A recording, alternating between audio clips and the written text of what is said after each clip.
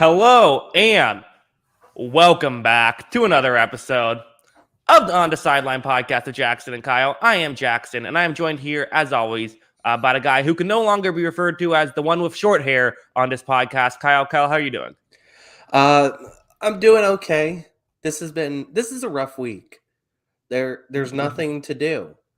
Nothing's on TV. Where are all the sports? Basketball players decided they needed a week off for All-Star break, and so we have nothing to consume. Everyone was excited for a Aaron Rodgers, Pat McAfee appearance, which he said literally nothing. Basically, just because it was the only thing to talk about for an entire day. I spent 4 hours today reading about Formula One testing. Are you all right, Kyle? How are you holding up? I'm okay. I'm gonna make it. And then, not to mention, I can't go outside because it's like winter storm again, 2.0 this time, and so I'm just stuck in my house. It's okay. I'll live it. That's I was just sitting outside by my at my porch before doing this podcast, Kyle. Yeah, it must be nice. It's cold. Yeah, it's great. Highly recommend anyone listening move to Florida. It's fantastic. Don't have to deal with winters. We have an interesting show here. What we did this last year, I thought it was a fun exercise. It's going to be all outdated probably by tomorrow. At least, by the next couple of weeks, we'll change our opinions about half this stuff. But it's kind of heading into it's almost like a free agency preview in a sense. Before free agency, before the tags, we saw a little bit of movement, like Anthony Hitchens getting cut from the Chiefs. But basically, it's kind of like previewing the offseason in general before the draft, and kind of seeing what situation these teams are at. I remember last year the Colts went very high, and then they traded for Carson Wentz and added no receivers, and we're like, okay, maybe not a great pick there. But that's where we're at currently.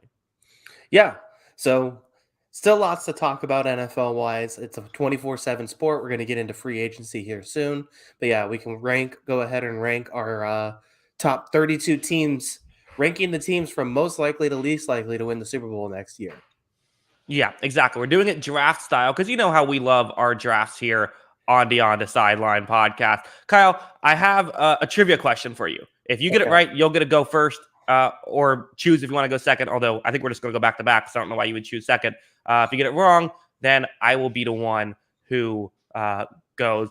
My question here, which NFL team was the second team to win multiple Super Bowls? Obviously, the Packers won the first two. Who was the second to win a second Super Bowl?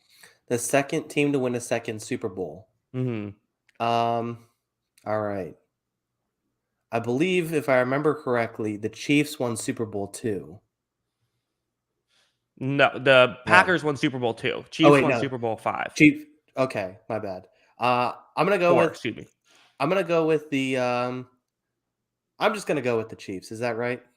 It is not right. The Chiefs took 54 years to win their second Super Bowl.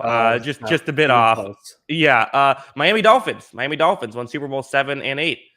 Oh, there you go. What do you know? Yes. So we'll see if the Dolphins go first here on this list. My guess is no. So I'm going to go first. And I think I'm going to go with just the obvious answer here. I'm going to, this is an Andrew Luck first overall pick. Give me the Buffalo Bills. Bills were very good last year. There's no real reason to believe that they shouldn't be very good this year. I think you could, look at a lot of advanced statistics and say they might have been the best team in football last year, and they kind of didn't really get their opportunity to take out the Bengals. Granted, like you have to earn that opportunity with the way that that whole 13-second thing played out.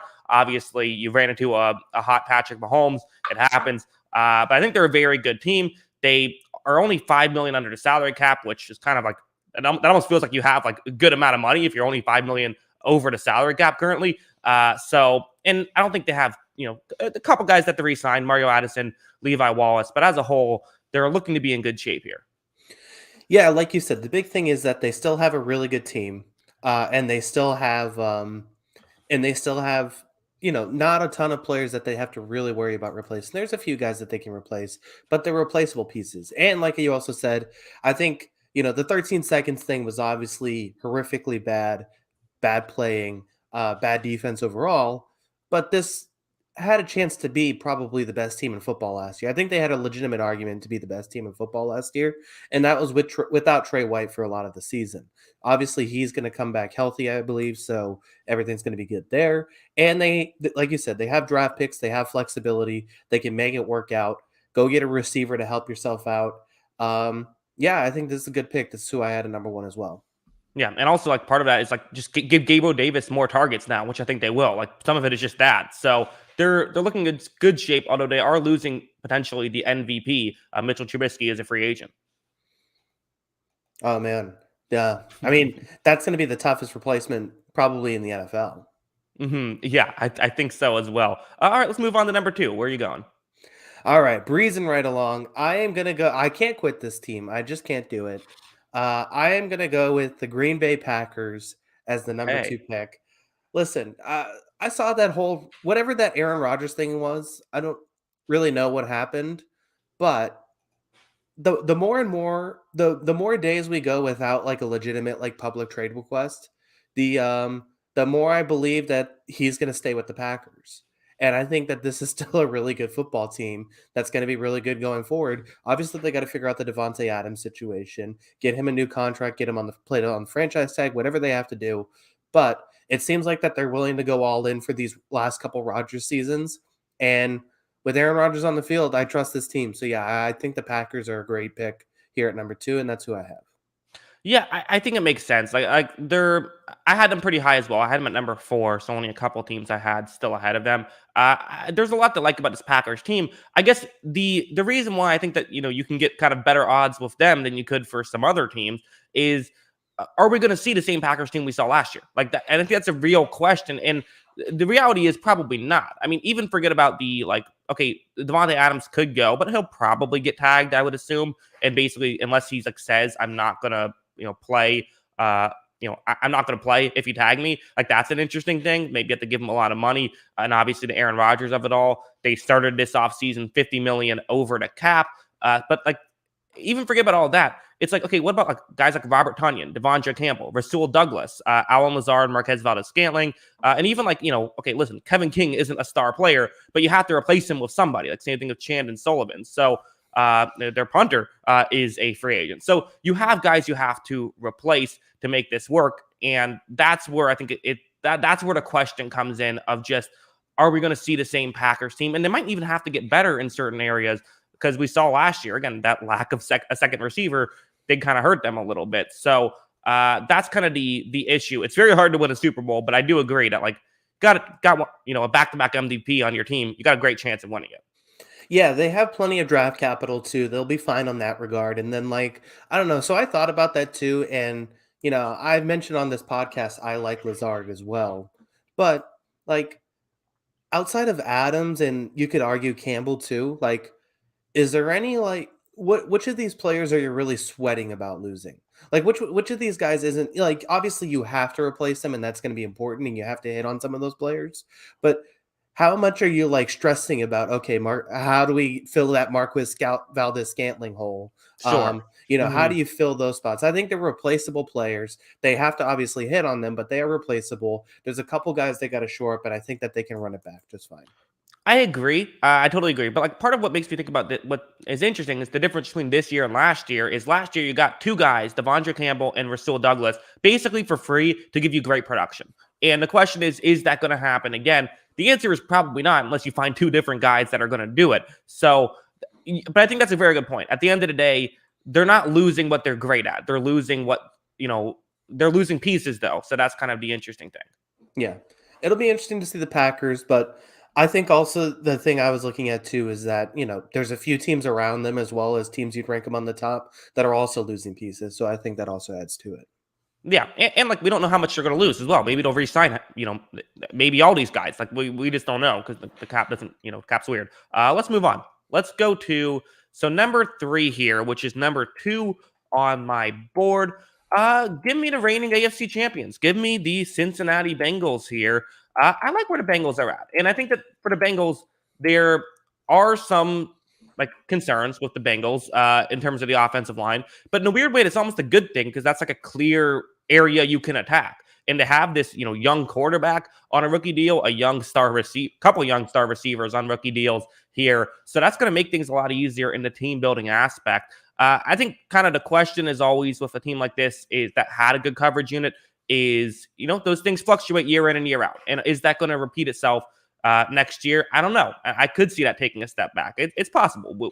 I just don't know. So, but the offense should be better if you give them an offensive line, which like you can attack. And there's actually pretty good amount of like solid interior offensive linemen that could hit the market. So I think like with 2 or 3 free agent moves, they have some cap space.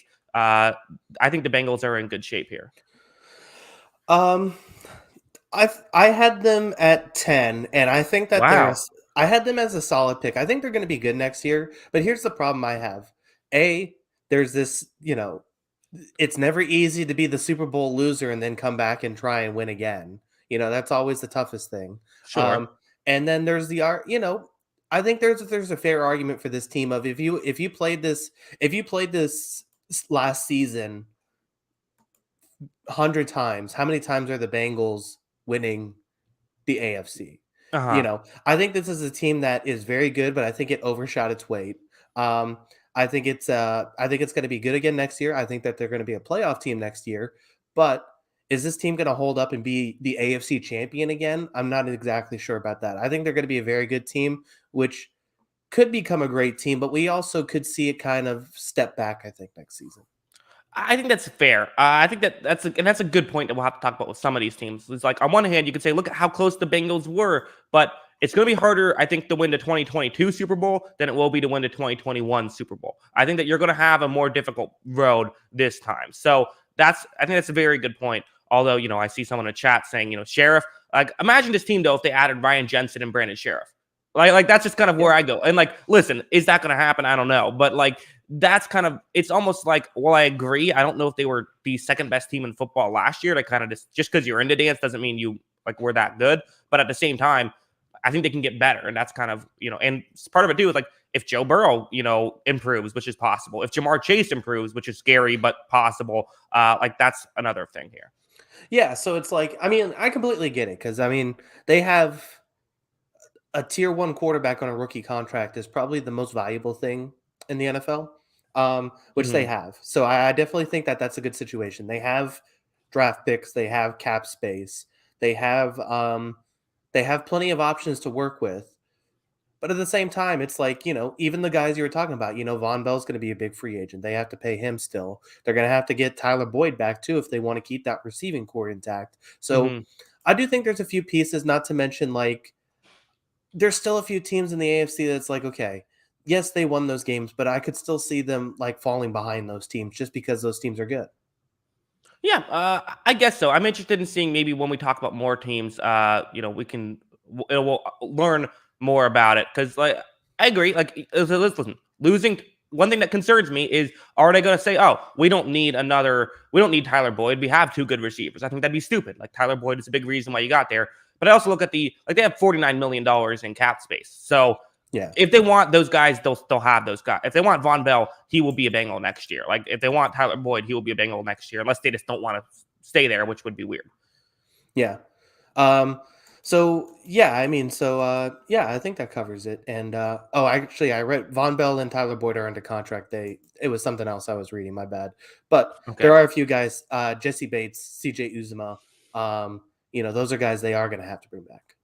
Yeah, I don't know what I think, know what I'm looking at? Because when you said that, it registered in my head as well. Those are guys they could cut to save money. They would have very little cap hits and could save. So that's why when we said it, it registered in my head. It's like, oh yeah, they are free agents. But no, they could save money by cutting those guys. So that's where that, the potential that losing them could be. But yeah, so that's why we were saying that. Anyways, let's move on. Number 4, where are you going? Okay. Listen, this team has a little bit of cap space to work with. They can cut Frank Clark, which will be the best thing that ever happens to them. And then they have this guy named Patrick Mahomes. I'm going to take the Kansas City Chiefs here. They're my number 3 team.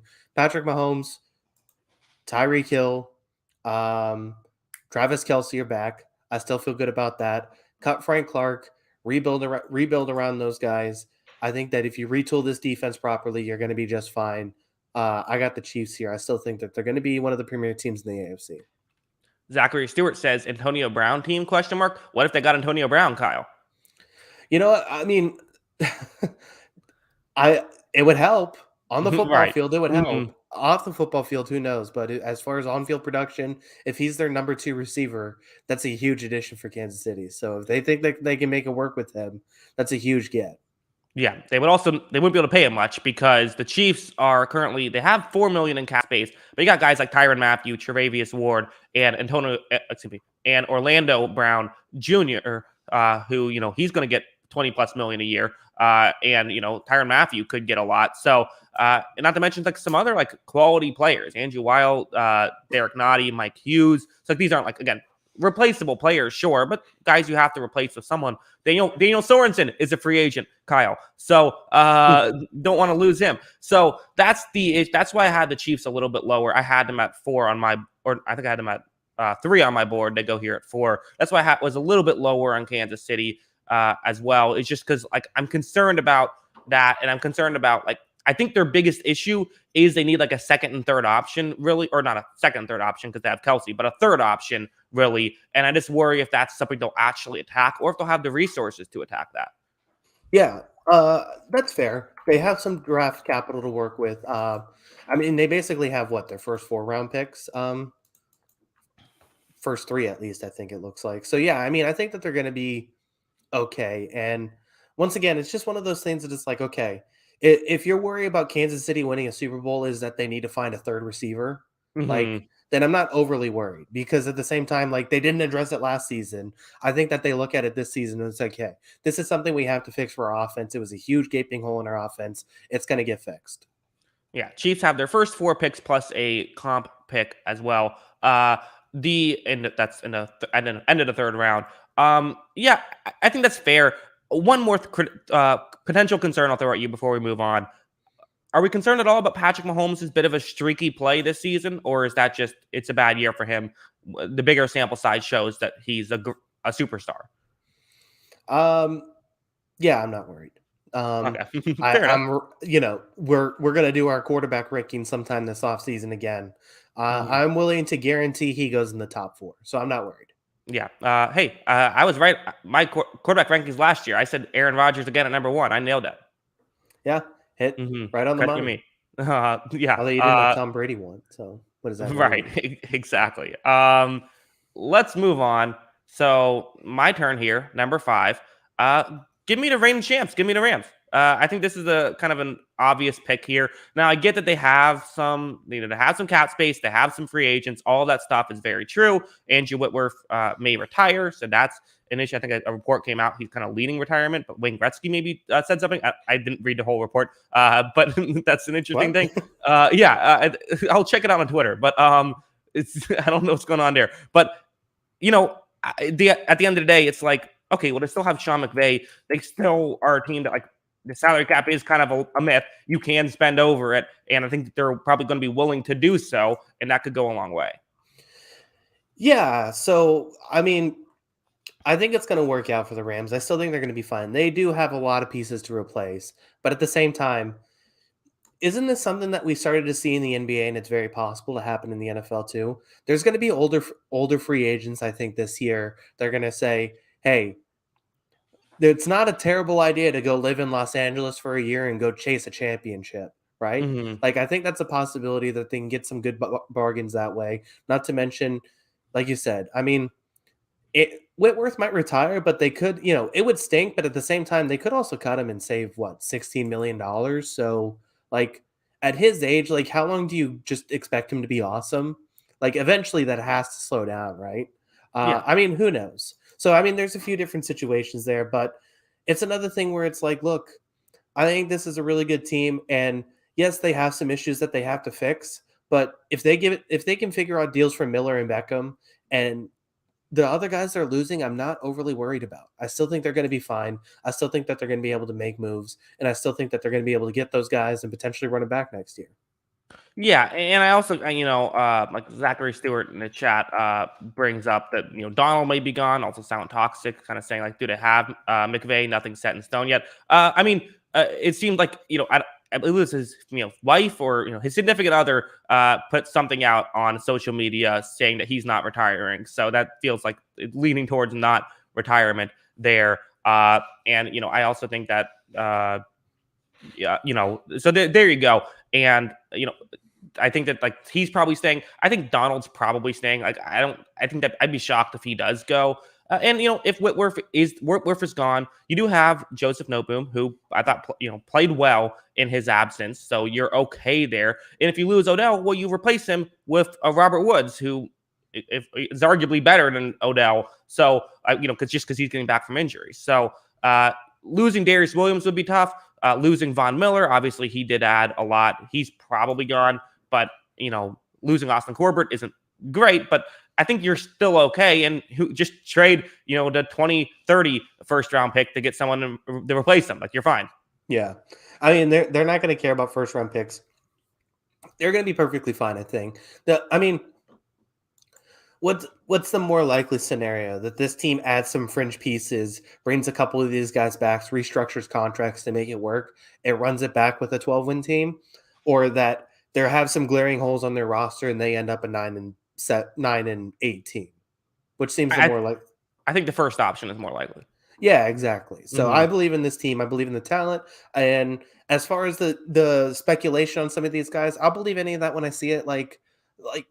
Yes, there's the John Madden thing that people are talking about, but is Sean McVay really going to go into TV just because he won one Super Bowl? Like, I don't see it. I don't see that kind of happening. So I think he's gonna stay. I think Donald's gonna stay. I think they're gonna run it back again. Yeah, and the one last thing I'll talk about with the Rams, it's kind of people I think to some degree have learned the wrong lessons from the Rams' success. Yes, they traded first round picks, but they kind of traded them for those cornerstone pieces in like very important positions, right? Quarterback, corner. Like that's kind of what they did. And also they drafted incredibly well in the late rounds. So there's no reason to believe they won't continue to do that and pick up these kind of fringe guys who are a bit of cast-offs and put them in their offense or defense and make it work. So no reason, I think, to believe that they will. Again, we said that about Seattle back in the day, and that hasn't worked out well the past 5 years or so. But as of right now, there's reason to feel comfortable about the Rams. Yeah. Yeah, I still feel good about them. Still a very good team. Ready to move on? Yeah. Took the banner off already. Kyle, number 6. Where are you going? All right. This one's going to get some criticism, I think. But okay, good. Like it. Listen, cap space, not a lot of free agents, honestly. And they still have some pretty good pieces on this team. I'm going to take the Dallas Cowboys. So scenario for the Cowboys here is that, look, we just mentioned the Rams. We've mentioned the Packers. There's still like a 10% chance that Rodgers just decides he wants to trade and is traded to an AFC team. Like there's a possibility of that. There's a possibility. Yeah, or retires. There's a possibility of the Rams deciding, or the Rams kind of losing some of these pieces and falling apart. We mentioned those two scenarios. There's a possibility that scenario 2 happens and the Rams crater a little bit. And, there's a scenario where, like I said, Rodgers isn't on the Packers next season. The NFC is wide open at that point. The NFC is wide open. There's plenty of teams. And I mean, as far as like easiest division, this might be the easiest division to win. They still have some pretty good pieces. I mean, they have cap space to bring back Randy Gregory, Dalton Schultz, whoever they want on that, and maybe add some guys to that defense to keep it up with its offense. I think the Cowboys are still in a pretty good spot. I mean, the one elephant in the room is that Mike McCarthy's their head coach, but they're a pretty good team with him last year. I don't love him as a head coach, but at the same time, I do think that's going to be a pretty good team again next season. Yeah. Chat, you're right, is not happy. Adam's saying Cowboys are frauds. End of story. Zachary Stewart just said, oh, God. I think, sound toxic. Never understood all the Cowboys type. So that's okay. Listen, we're going to have some. This will not be our only spicy take here. This is just the first one. Let me push back. You say they can have the cap space to sign Randy Gregory, Dalton Schultz, and Michael Gallup. You also have guys like Connor Williams, Leighton Vander Esch, and even like Cedric Wilson, Malik Hooker, Jaron Kearse, are guys you have to replace if you let them go. They're currently negative $21 million in cap space. So they're a team that does spend over the cap historically. They're a team that give them an extra $50 million kind of in cap space just because that's what they do. But they would have to clear $90 million to sign all the guys I just mentioned using Sports Track's projections for them. So I guess the question is, are they going to re-sign all of those players? And I think if they do, they're a very good football team. But that's the question. Well, so I mentioned Gregory, which I don't know. Like, is someone gonna roll back up the Brinks truck for Randy Gregory at this point? Like, I don't think he's gonna get a huge contract. I mean, it's possible, but I think that people pay edge rushers. I mean, the edge rushers get money. Yeah. So I mean, there's a scenario where I think that they restructure some deals, make this work. It's not a bad cap situation, so I think that they can get under and make it work. But I think the thing is like as far as like the Gallup, Michael Gallup, like they were pretty good offensively last year. In fact, I think they were number one for a long stretch of the season. When he didn't play a whole lot last year, I think that there's a situation where that they can make it work still if they bring in another number 3 receiver. I don't typically love that option, but at the same time, like if there's a team to make it work, it's probably the Cowboys to make that work. So I still believe that there's some talent on this team, and they bring a lot of those guys back. I think that they're going to focus on shoring up the defense and making sure that's ready to go, and then maybe they just find someone to plug in that number 3 spot. All right, let me push back some more. This might be a long show. We're nearly half an hour in and on number 6, so maybe I don't know how this is going to work exactly. But let's for the Cowboys here. I mean, again, to push back a little, they're currently 30th in cap space, so I think you're maybe underselling the cap space issue. Now, granted, it's not the Saints who are 76 million over the cap, but still, it's not like they have a ton of cap to work with as well, because you have contracts like the Prescott and the Ezekiel Elliott contract. I think that with the Dallas Cowboys, and I think another thing I'm concerned about with them is all those turnovers they had last year. How much do we really like their defense? How much is that defense actually good? I don't know how much you can improve this year. I really don't. And that's what concerns me. I think they might be able to maintain where they were at, but where they were at, it was better than a first round exit team, but I don't think it was good enough to be a Super Bowl champion team. Well, the first thing is going to be improvement for those guys. Like Parsons, I think it's safe to assume Parsons is going to get better in coverage and become an even better player. I think that there's things that they can get better at. Plus, I think that they're going to be able to, the cap is just not an issue to me, because I think that they're going to restructure Dak's deal and probably Zeke's deal to make this work. They're going to get under the cap almost immediately with those two. So, yeah, I think that there's plenty of situations that they can do to adjust this, and I think that they're just going to be fine. I think that they're going to, if they hit on a draft pick, maybe on the defense side of the ball, I think they're still going to be pretty good. I think that they're still going to be a pretty good football team. Yep. I mean, listen, it's a bit of a hot take. Maybe not the one I would take, but I don't know. Maybe, I mean, I'm sure Cowboys fans agree with you. So it's interesting. We'll see what they can do. I don't think that they're like, I think I had them at 11. So it's not like I'm like thinking that they have no chance. I'm just a little bit cooler on them than you. Vegas odds, bet $100 to win 1,600. So maybe put some money on that, Kyle. Let's move on. Let's go to number 7. Give me the Tennessee Titans. Listen, this is a team that's shown me they can win a 1 seed. They just did it. I know people are kind of talking about how tough the AFC is. That's fair. I think it's very tough. You could lose Harold Landry. And in fact, I think that's probably the better move for the team, is to lose Harold Landry. He's a real interesting free agent where he got pressures and he got sacks. But like, if you watch his tape, it's not like he's winning quickly. And he could be, PFF like hates him. It doesn't think he's good at all. He's going to get big money just because you have the pressures, you have the sacks. So that's the interesting thing with Landry. But I don't think that they're like screwed if he goes by any means. And then, outside of that, like Ben Jones would be nice to keep. But other than that, you got a few like role players, and that's really it in terms of what you could lose. And again, I go back to like last year was probably their real shot, but like Ryan Tannehill's not going to consistently throw 3 interceptions in playoff games. Like, it sucks that happened in the biggest of spots, but he's a better quarterback than that. And it basically, the logic here is if they can just repeat what they did last time of just do really well in the regular season, get a 1 seed, and then all you have to do is win 3 playoff games instead of 4. Yeah. So yeah, I had this team at 6 as well. So I do think there's a scenario, like you said, this team's going to get healthy. And they have moves to make to kind of help their cap space situation and be okay. I kind of agree that this is still going to be a very good team. This just feels like the high floor, low ceiling team, right?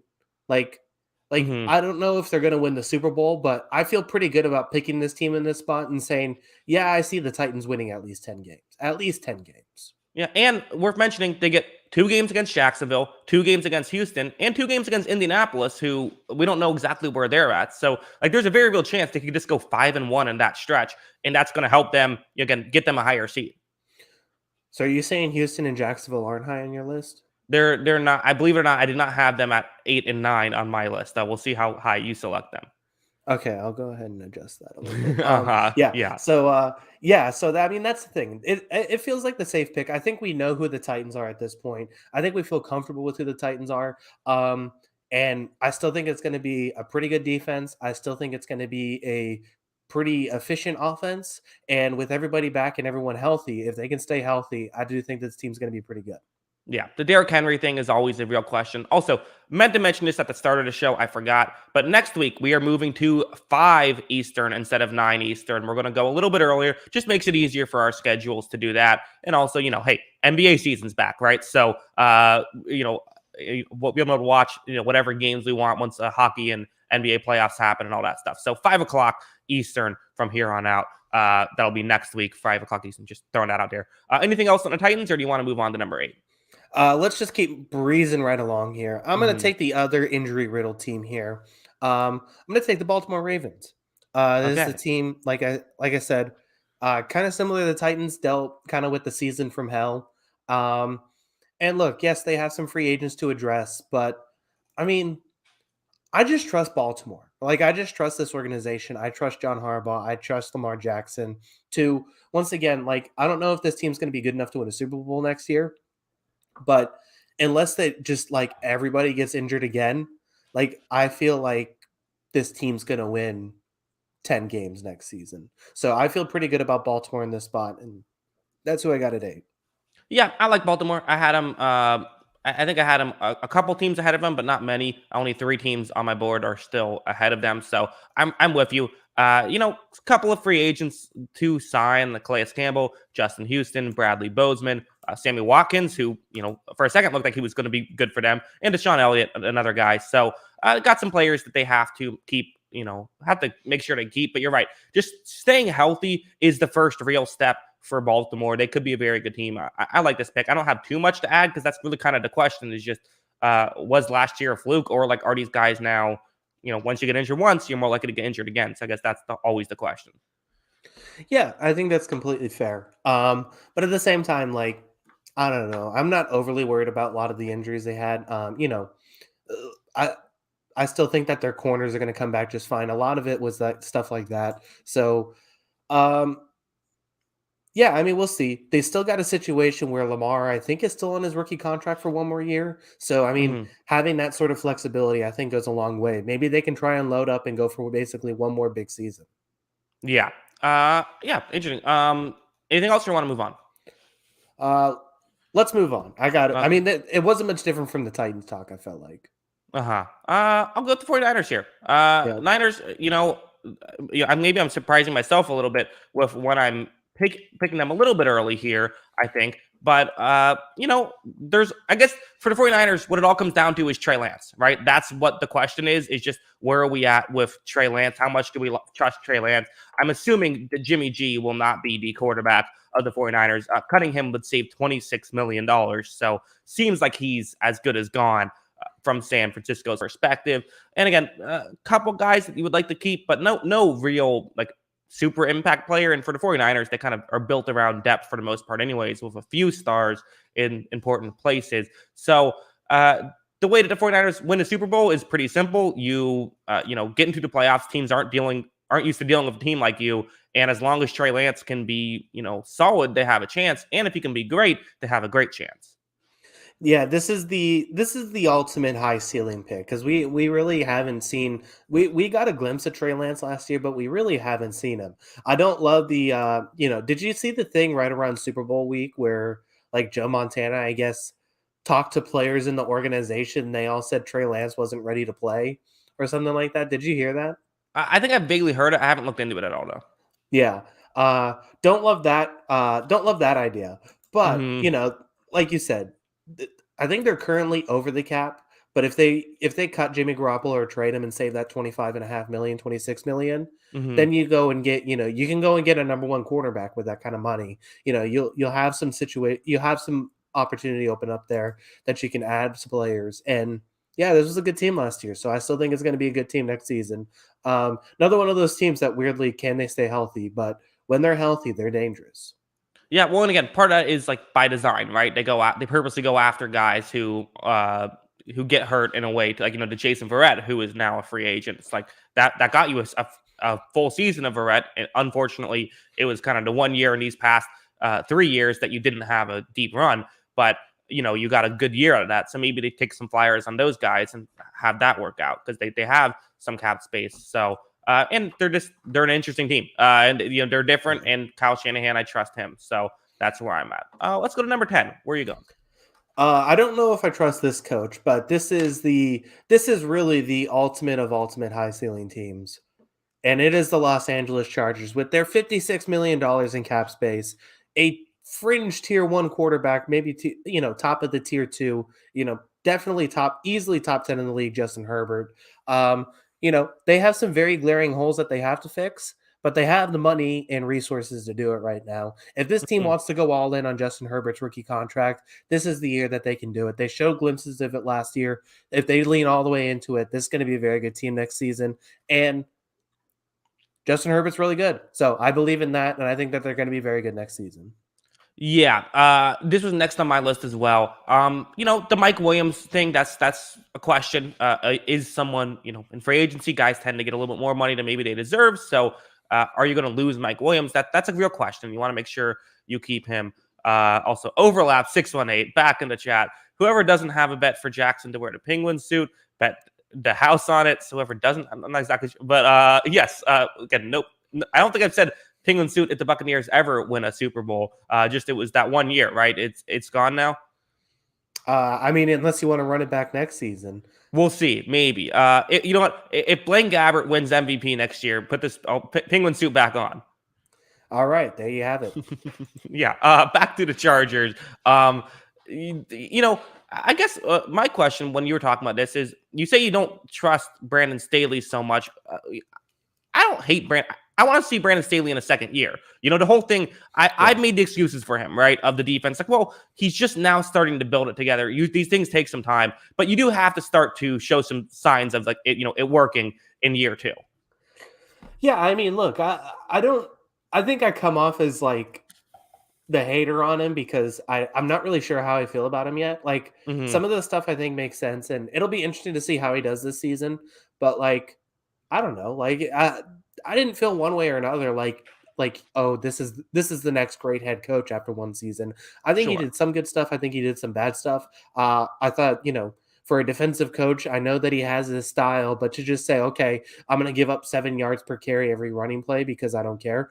Yeah, I think he's going to be – he could be okay, and he could be very good coach, but I want to see it first. I thought we were ready to anoint him as great right away, and then, I thought he had some blunders, so I think it'll be interesting to see how he adjusts.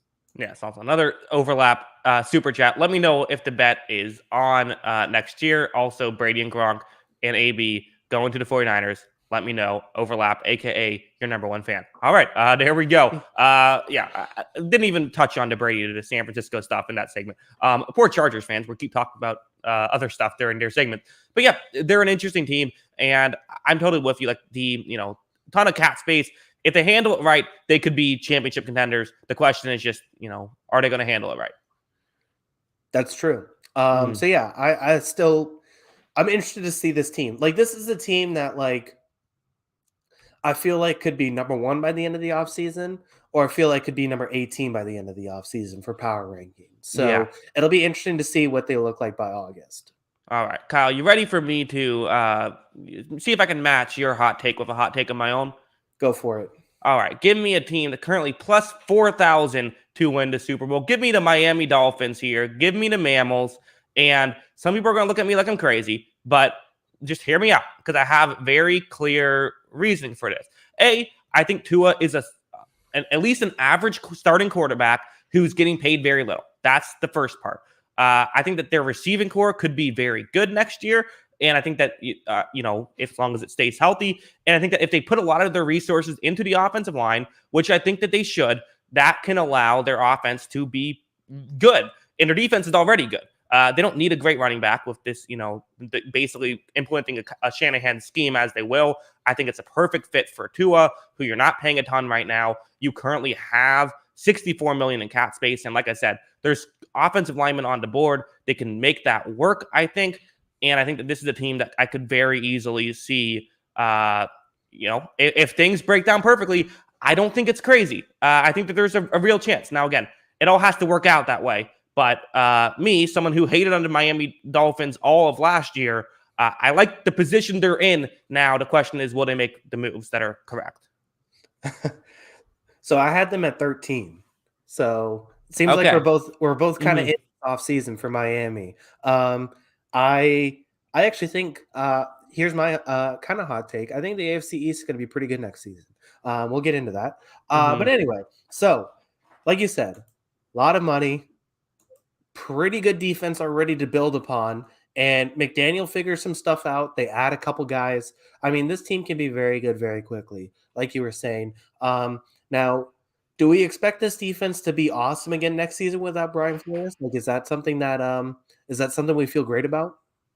That would be good. I mean, they'll still have good corners. Like, that's kind of always the start of it. And I do think that, like, again, for Mike McDaniel, it's like, okay, let's look at that and say that worked. Like, it's going to be worse without Flores, but you can also, again, you have money to add stuff. They're not really losing any key pieces on that defense, except for Emmanuel Ogbah is a free agent, so that losing him would hurt. But other than that, I think that they're in a pretty decent spot. So I think they'll be at least above average on defense. Yeah, I think it's going to be a good defense. Pay Gesicki, get another receiver, get a running back, get an offensive line. You have the money to do all this, basically. Can they do it? I mean, the question is, can they do all of that this offseason? Can they address everything they need this offseason? Because I think even the most optimistic Miami fan who, I think some Miami fans think this team's like an offensive line away from being like a really, really good team. And I still think there's pieces on offense they're going to need. I think they need a third pass catcher to work with Waddle. I like Parker, but at the same time, I wouldn't mind an upgrade at that spot and make Parker kind of your fourth guy. And then I wouldn't mind like a legitimate running back rather than, I can't even name one of their running backs at the past couple seasons. So, I mean, I think that there's a few things that they can add to get better, but I do think that they're in the right spot to get good. Yeah, I don't know. I think Parker's pretty good. I think just, the health was kind of an issue last year. So I think that, I think you're all right there. And then Gesicki being the third option, who, again, is a free agent. I'm convinced he's going to get tagged. That seems like that's what's going to happen. But again, you never know. So, they're an interesting team. They definitely have the resources. But the question is, what will they do with those resources? So interesting stuff. You want to move on to the next one? Yeah, we could stay in the division, actually, because the team I had at next on my board is going to be the New England Patriots. Mac Jones is going to get better. I don't think this is a guy who basically came into the league as a finished product. I think he's going to get stronger. I think he's going to be, the processing is going to be quicker. I think he's going to get better at certain things. That's going to help the offense. Address the receiver needs. I'm mad at this team. I hate this team right now because they refuse to pay anybody. But I think, there could be some blessings in disguise here. Now, obviously, you're going to have to address some of these pieces to replace them. But, it may not be the worst thing in the world that Dante Hightower and Devin McCourty actually walk if they let them go. If they're able to bring in some pretty good replacements for them, I do think that they can get a guy like Trent Brown back potentially. And I think this is going to be a pretty good team again next season. So I got the Patriots here. I still think they're going to be competitive. There is one key free agent you did not mention, right? And that's kind of what I think a lot of this offseason is built around. The J.C. Jackson of it all. Kyle, does your gut say he gets franchise tagged, he gets a big deal, or he goes plays for a different team? You think he's gone? He's gone. Mm-hmm. This is stupid. I hate this team sometimes. I can't stand this stuff. Why can't I just enjoy watching J.C. Jackson's career? Why can't I just have that? This guy has been awesome for us. He's done everything that he needed to deserve this huge contract. Now, the thing I'll push back on is like, if I'm going to trust one team to get a cornerback, it's going to be the Patriots. Like, they're going to figure that out. They're going to be okay back there. But I hate this team right now because this is stupid that once again, I'm going to have to watch this awesome franchise cornerback leave because this is how they do business. And I just want to watch JC Jackson's career and enjoy it. It's very frustrating, but at the same time, like, they do it over and over again and it tends to work out for them. Please, if you're actually going to let him go, though, please use that money to get like a wide receiver. Like, go get Calvin Ridley. Go get like a legitimate piece to make your number one option. That's what that's all I ask for. Yeah. Zachary Stewart said the super chat. Listen, I'll read it. It's a super chat. You need someone to watch your daughter for an hour. Who do you choose? Robert Kraft, Dan Snyder, or Jim Irsay? Probably Robert Kraft, right? Everything he did was consensual. Yeah, exactly. You know. Yeah. All right. He was grieving off of the loss of his wife too. So. Yeah, perfect. It has a lot of money to throw. I guess they don't have a lot of money to throw around, but yeah, I think again, if those are my three options, I don't know what I'm doing in my life. But anyways, back to the Patriots. I guess we're kind of talking about the Patriots. You said Mac Jones is going to get better. What is he going to get better at? Like I said, I think I thought he was very good at a lot of stuff, reading defenses. Reading blitz. I think he's just going to get better at that stuff. I think the processing is going to be a lot quicker. His decision making, his release can get quicker. I think that stuff he's going to get better at and get better as he gets older. And not to mention, he has talked a lot about early in this offseason through the Pro Bowl and all that stuff about taking his nutrition seriously, taking his weightlifting seriously, getting stronger. That's only going to add to his repertoire of being a better quarterback. So I think all of this stuff is going to get better. I don't believe he's hit I don't think he's close to his ceiling.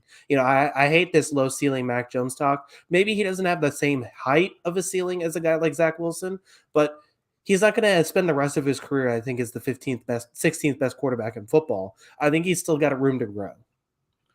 I don't know if he has that much room to go. I mean, I think he has some, obviously. There always is the room to grow. But I guess, like, again, what I kind of go back to is with these other, young quarterbacks is, like, I feel like they could explode. And part of that is because they were so bad at certain aspects of football. It's like what typically you get better at in your second year, Mac Jones was already kind of good at. And maybe his jump, I don't think his jump will be as different, as huge as the other guys, I guess is the way I view it. Because I think sometimes people think of like, oh, wow, if you were mediocre as a rookie, how good will you be, 3 years into your career? But that's not exactly how it works. Yeah, but at the same time, I still think it's stuff that he can, like, he was already kind of good at it, but I still think it's stuff he's going to get better at. And even the Patriots have said, and he has said after games and such, I could have done better on this situation. I think he's going to have less turnover worthy plays. I think he's, like I said, if his, overall, like, best case scenario is Drew Brees, like, I still think he's got a long way to go to hit that kind of level and that kind of efficiency as a quarterback. And I still think that there is a small chance that I think he can hit that level of talent. Now, granted, he's probably going to end up around like the Kirk Cousins range, but I still think there's room to grow to kind of hit that level too. Yeah, and listen, you can win a Super Bowl with a Kirk Cousins and you're not given much money. So, like, even if that's like where he's going to be, like, that would be like good. Like, Mac Jones is a very positive asset at this point in his career just by himself. So, yes. Again, I don't know how much I care about the fact that he says he's going to get better in press conferences. Like, Jameis Winston was the king of that. So, like, I don't know how much I take that stock into that, but I do think that, like, I think there's a lot to like about Mac Jones. I'm a Mac Jones fan. That's kind of this, one thing that I always get a little bit frustrated with is rookie was X good in his first season, so therefore he's going to continue to grow at the same pace that the average rookie grows. Like, that's just not how it works. But there still is room for growth for sure. So interesting stuff. Yeah.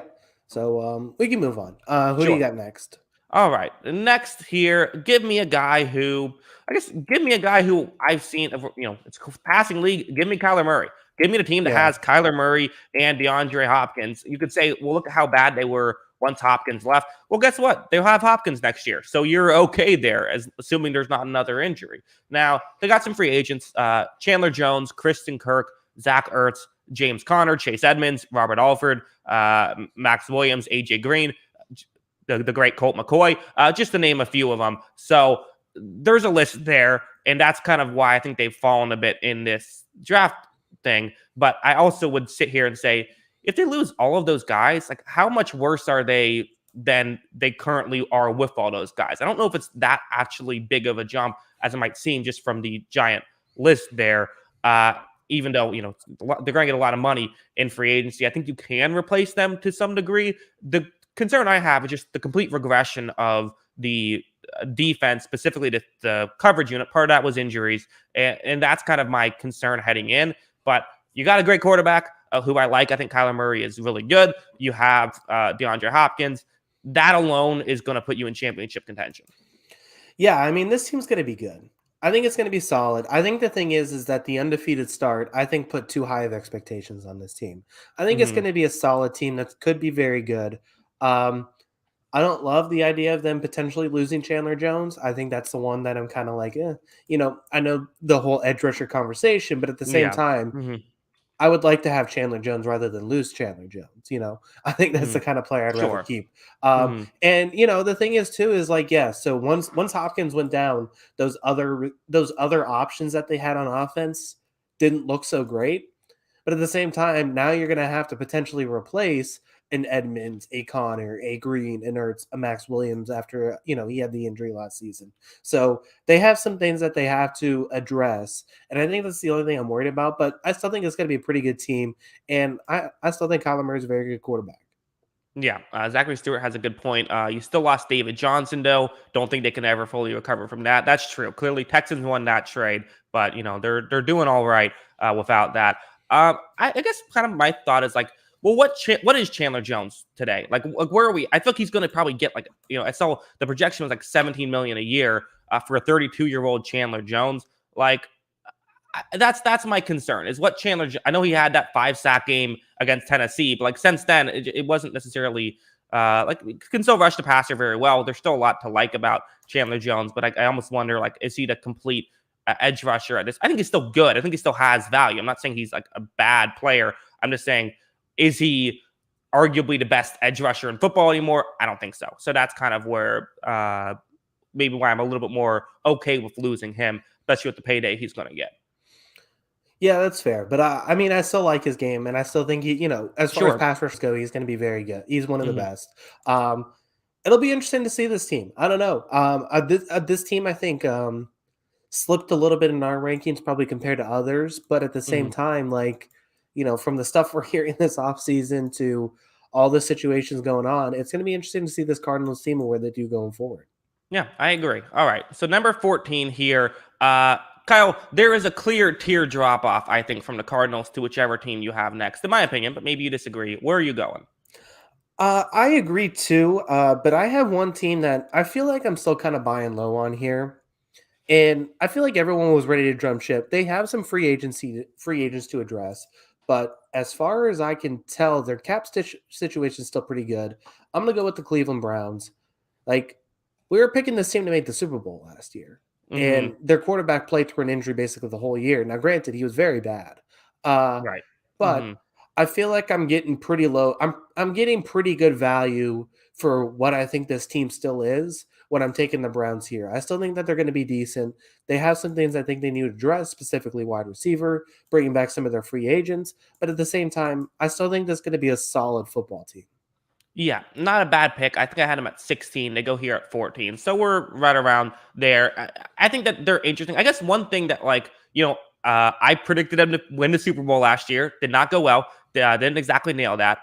And one of the reasons why I think it didn't go, the Baker thing was obviously a huge aspect. But another huge aspect was I predicted this to be a tier 1 receiving core in heading into that season. It finished 27th in terms of Pro Football Focus ratings. So Jarvis Landry might be cut. I mean, you'd save $15 million if you do that, and he wasn't Jarvis Landry in the past. You obviously got rid of Odell, and listen, it didn't work out in Cleveland. It's not fair to say clearly it's because Baker sucks, because that's not exactly what happened there. But at the same time, that's someone who you expected to be like a number 1 receiver. They could honestly use like a number 1 receiver. They could use an Odell Beckham.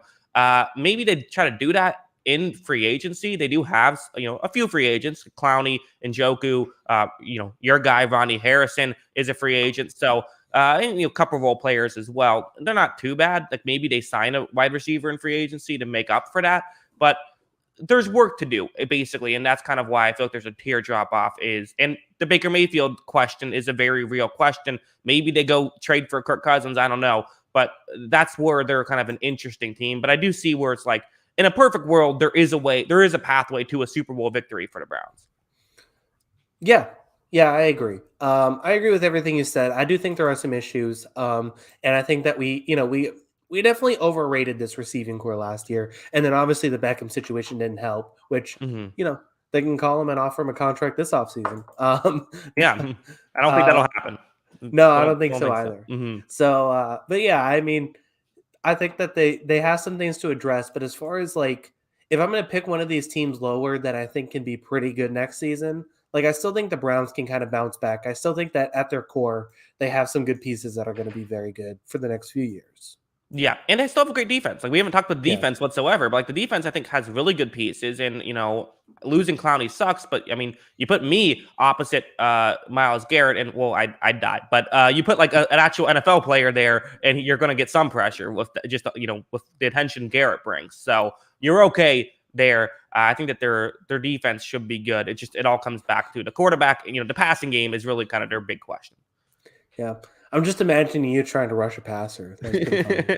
Just the full enthusiasm, just getting thrown to the turf like I'm like I don't know, just one of those dummies. Yeah, that's probably how it go for all of us. So yeah, I'm sure there's someone who believes that they could actually like get a sack if that's listening here. Play next to Myles Garrett. I don't think people understand how like gigantic offensive linemen are as human beings. Yeah, it's crazy. It's something. Moving on. Number 15 here. I'm going with another team. I think maybe you can start to notice a bit of a trend. I'm going with some teams that I feel like have a chance to, they have resources. It's not necessarily what they are now, but what they can do this offseason. Give me the Philadelphia Eagles. Eagles have 3 first-round draft picks, and the worst first-round draft pick they have was their own. So you're in a good spot there. You got a couple free agents. Like Derek Barnett's probably the one guy you don't want to lose. But again, I think they're okay if they lose him. So it's not the worst scenario in the world. Basically, I think if they can nail this draft, maybe get some guys who can help the run defense out a little bit, because they don't really have many weaknesses. They're a pretty complete team. I think get like a true number, like maybe a good linebacker, a good wide receiver, and then hopefully I think Jalen Hurts can continue to improve. Like we talk about, other guys improving as they get older. Jalen Hurts can do that as well. I think there is a way for Philadelphia to use their resources that they have. They do have a bit of cap space, not a ton, but a decent amount. And like I said, not a ton of free agents they have to sign. I think they're in an okay spot here. Yeah, I agree with this. I actually had this team next to. I like this Eagles team. That they did very well with Nick Sirianni under Nick Sirianni their first season. I kind of believe that they're going to be okay.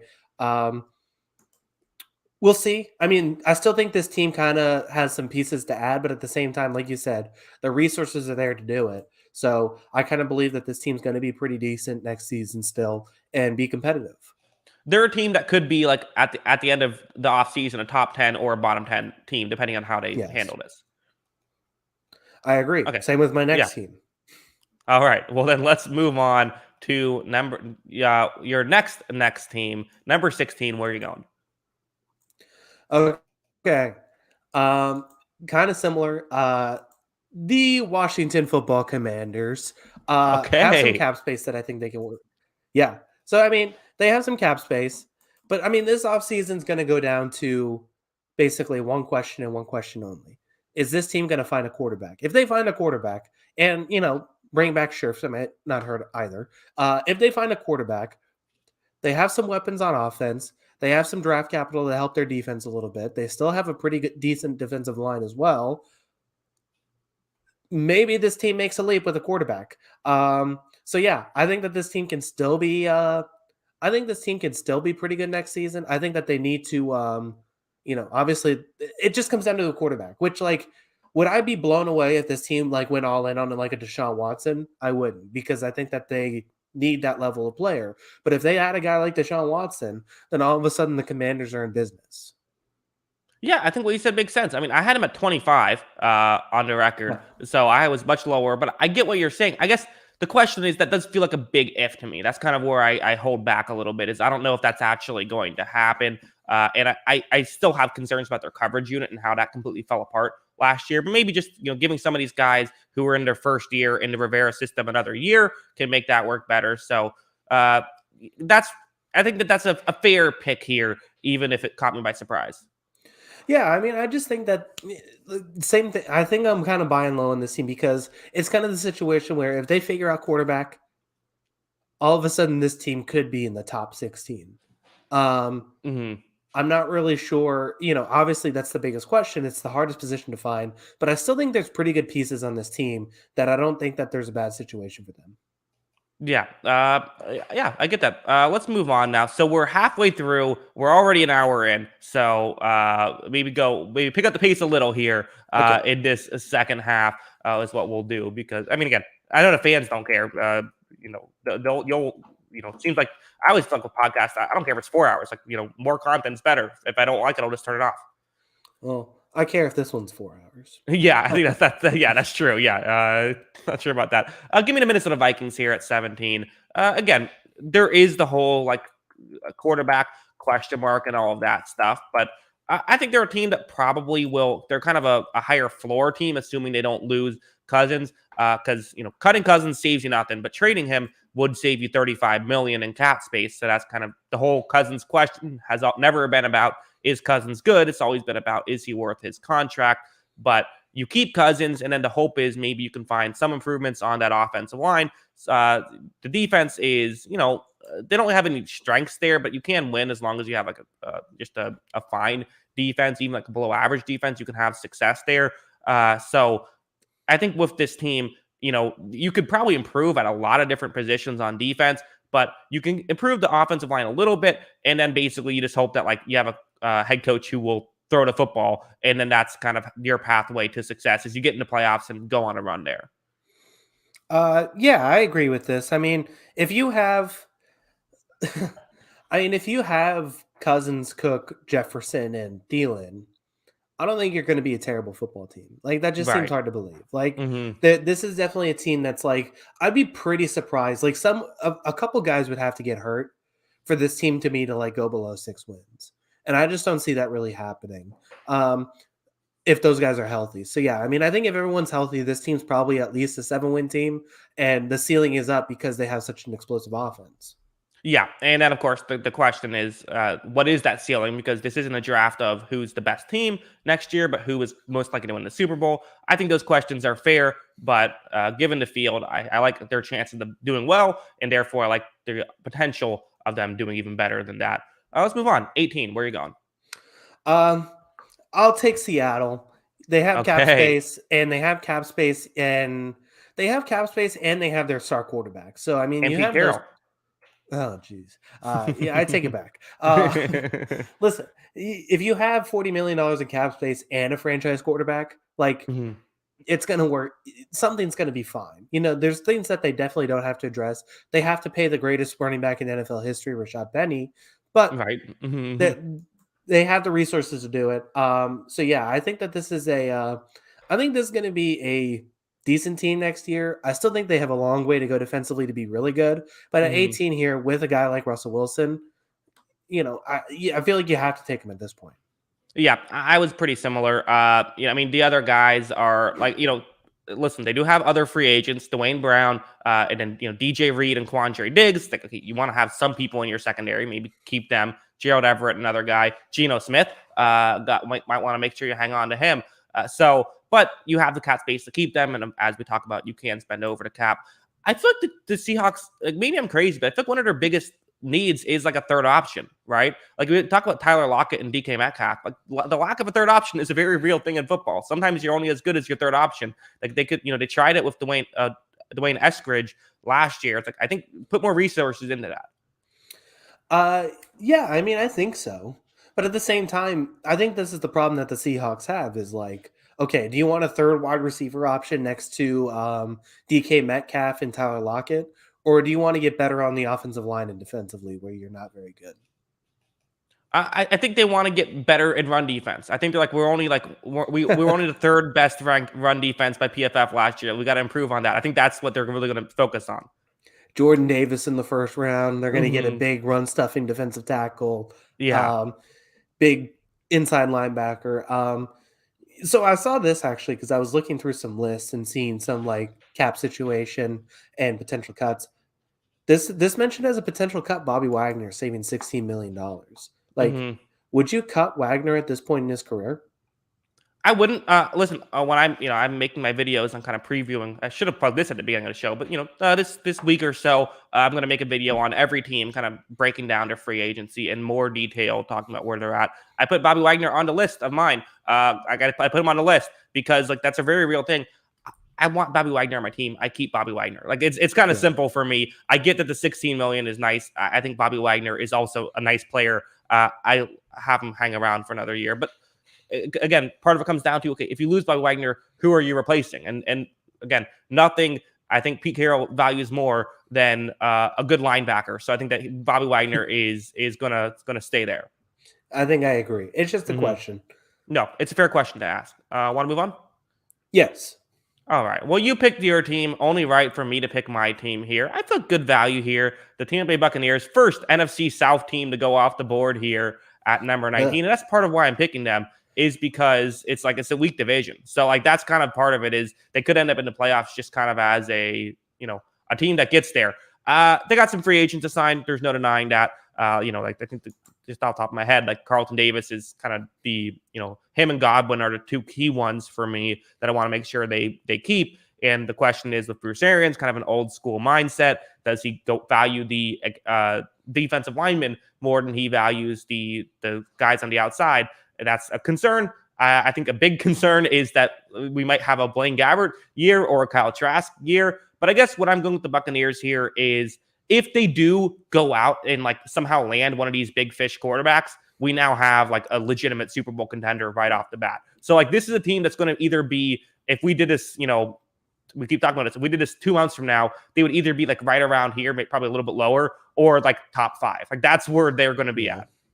Yeah, it'll be interesting to see what the Buccaneers are by the time we hit August. But I don't like, the thing is I have with the Bucs is like, I get they were awesome last year, but they also don't have money. Like, are you betting on Godwin coming back to this team right now without a quarterback solution? I mean, I guess it's I would do that. I mean, that's a move I would make. I think that they prioritize those two guys. I think it's questionable. I guess I'll say yes, but I think it could go either way. Yeah, because then, I do think that they should bring back Godwin and Davis, like you were saying, but still, like, Ryan Jensen's an important player. Jason Pierre-Paul's an important player. Ndamukong Suh's an important player. Not OJ Howard. He's fine, whatever. Leonard Fournette was a, contributor for this team for a couple years. So it's like, those two guys I'd say are the most important, but there's a list of 6 or 7 guys that it's like, okay, we got to find a way to either get these guys or replace these guys. And yes, you could say Joe Tryon. I don't know what he added to his name after the draft. Soyonka, I believe. I always say it wrong. I know how to hear it. I hear it right, but I say it comes out in my mouth different. It's Soyonka. I don't know how to say it. It doesn't work.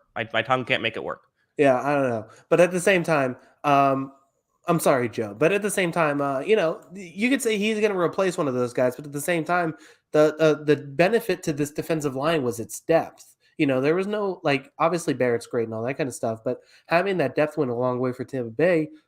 Is that depth just going to be gone at this point, which is a big thing because, Vita Vea has hurt a lot. There's situations. I think that's the things that they're going to have to fix for this team this offseason. I think that there's a lot of questions.